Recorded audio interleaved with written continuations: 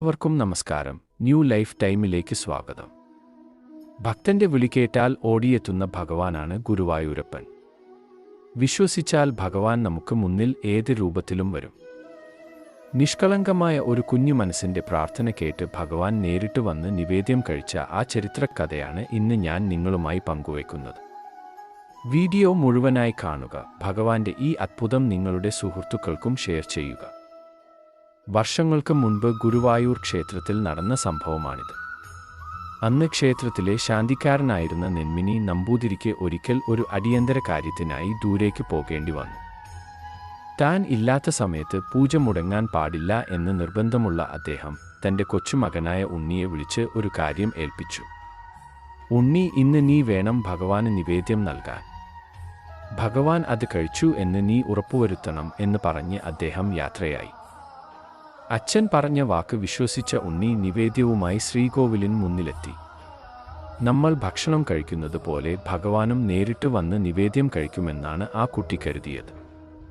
ഉണ്ണി ഭഗവാന് മുന്നിൽ നിവേദ്യം വെച്ചിട്ട് പറഞ്ഞു, കണ്ണാ, വേഗം വന്ന് ഇത് കഴിക്കൂ. പക്ഷേ വിഗ്രഹം അനങ്ങിയില്ല. കുറെ നേരം കാത്തിരുന്നിട്ടും ഭഗവാൻ വരാത്തത് കണ്ടപ്പോൾ ഉണ്ണി സങ്കടപ്പെട്ട് കരയാൻ തുടങ്ങി. കണ്ണൻ കഴിച്ചില്ലെങ്കിൽ അച്ഛൻ എന്നെ വഴക്ക് പറയും. കണ്ണൻ എന്താ വരാത്തത് എന്ന് ചോദിച്ച് ആ കുട്ടി വിങ്ങിക്കരഞ്ഞു. ആ കുഞ്ഞു ഭക്തന്റെ കണ്ണുനീർ കണ്ട സാക്ഷാൽ ഗുരുവായൂരപ്പൻ അവിടെ ഒരു മഹാത്ഭുതം കാട്ടി. ശ്രീകോവിലിനുള്ളിൽ ഒരു ചെറിയ ബാലന്റെ രൂപത്തിൽ ഭഗവാൻ പ്രത്യക്ഷപ്പെട്ടു. ഉണ്ണി കരയുന്നത് കണ്ട് ചിരിച്ചുകൊണ്ട് ഭഗവാൻ ആ നിവേദ്യം മുഴുവൻ കഴിച്ചു തീർത്തു. ഉണ്ണിക്ക് വലിയ സന്തോഷമായി. അച്ഛൻ തിരിച്ചു വന്നപ്പോൾ പാത്രം കാലിയായിരിക്കുന്നത് കണ്ട് അത്ഭുതപ്പെട്ടു.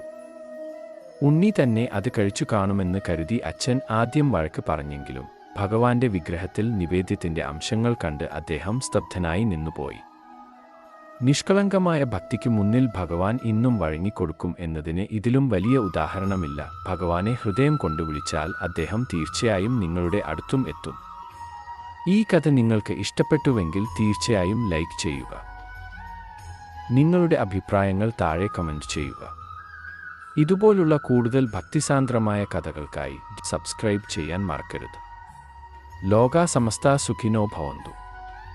നന്ദി.